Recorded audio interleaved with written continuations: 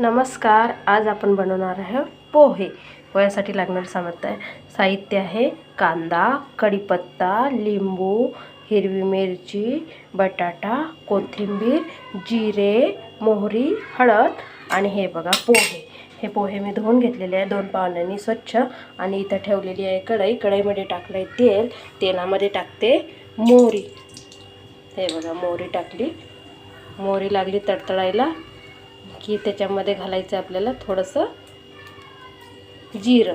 जिरं घातल्यानंतर लगेच आपण घालणार आहोत कांदा. कांदा घातल्यानंतर लगेच आपण घालणार आहोत बटाटा. घातल्यानंतर हे थोडंसं आपण हे करून घेऊया. त्याच्यानंतर लगेच आपण घालणार आहोत त्यामध्ये आपण घालणार आहोत लगेच हिरवी मिरची एकच घेतली मी.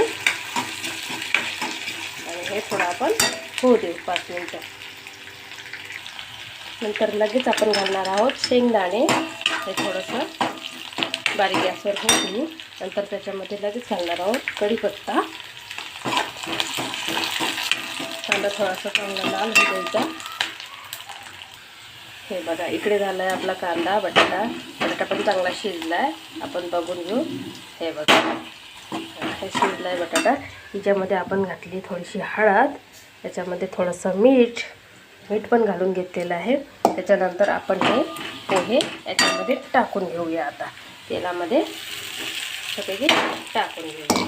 हे टाकले पोहे. त्याच्यानंतर आपल्याला हे सगळे मिक्स करून घ्यायचे.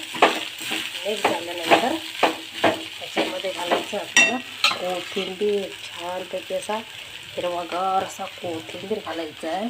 परत थोडं मिक्स करून घ्यायचं आहे. छानपैकी असं मिक्स करून घ्यायचं आहे. बघा छान वास यायला लागला आहे. छान झालं. सगळे मिक्स करून घ्यायचे. त्याच्यानंतर थोडंसं लिंबू पिळायचं बरं का. लिंबामुळे पित्त वगैरे होत नाही.